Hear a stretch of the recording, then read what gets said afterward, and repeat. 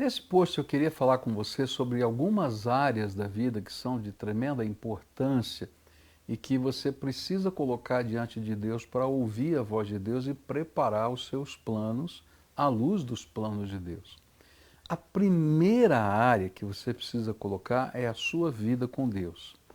A Bíblia nos ensina que nós devemos buscar primeiro o reino de Deus e a sua justiça, a justiça de Deus, e todas as outras coisas nos serão acrescentadas. Então, se eu pudesse dar uma dica, se você está planejando o seu futuro, começa com Deus.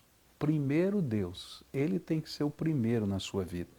E aí, a gente vai colocar diante do Senhor o que nós gostaríamos, quais seriam as nossas expectativas, as nossas aspirações em termos de relacionamento com Ele. E se a gente vai começar esse futuro e essa esperança, então eu diria para você, olha, coloque pelo menos 5 sonhos que você gostaria de, ao longo desse ano e através da sua vida, desenvolver no seu relacionamento com Deus.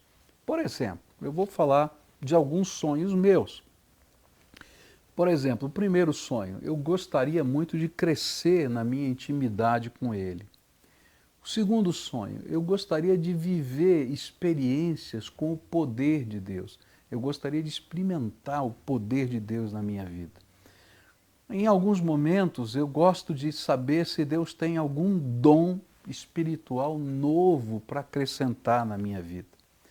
Eu preciso discernir com clareza a vontade dele. Então eu gostaria de ter essa habilidade aguçada. E preciso me aprofundar na palavra de Deus. Então eu vou começar a colocar isso diante de Deus, dizendo, Senhor, esses são os meus sonhos, eu gostaria disso. E aí eu começo a perguntar para Deus, Senhor, aprova esses sonhos? Se o Senhor aprova, então me dê estratégias para que eu possa desenvolver isso na minha vida. É diferente, não é? Porque viver com Deus, ou crescer na comunhão, na intimidade com Deus, crescer nessa dimensão divina, é mais do que ministério, trabalho cristão, estar na igreja. Tem a ver com aquela intimidade, relacionamento com o Senhor. E a gente começa orando, pedindo que Ele coloque no nosso coração os meios pelos quais a gente pode atingir esses objetivos. E aí vão surgindo metas. Olha, se eu quero aumentar a minha intimidade com Deus, então eu vou criar uma meta. Eu quero ter um encontro com o Senhor todos os dias, daí eu marco horário com Ele. Senhor Jesus, eu quero marcar um encontro contigo todo dia às tantas horas. E aí eu vou para o meu encontro, e eu tenho certeza que Ele vai estar lá me esperando, tá? E eu vou chamar isso da minha hora sagrada.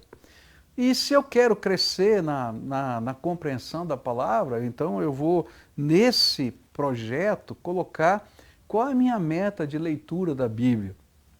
Eu quero ler a Bíblia toda em um ano, eu quero ler parte da Bíblia, não sei, cada pessoa é diferente, cada um tem uma habilidade de leitura diferente, então você coloque a sua meta, mas eu quero conhecer a palavra, então eu vou ter que caminhar.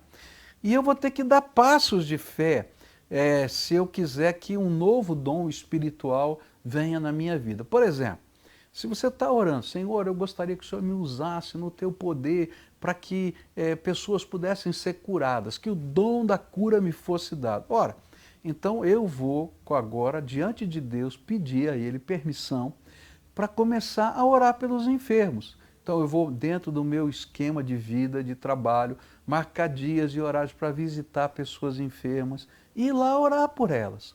O poder não está em mim, mas a dádiva, o dom é de Deus. Então, se eu começo a dar passos de fé, Deus, com a sua graça, vai ministrar o que eu não posso fazer, que é o poder do seu Espírito Santo. E aí eu coloco diante de Deus todos os dias esses sonhos e essas metas.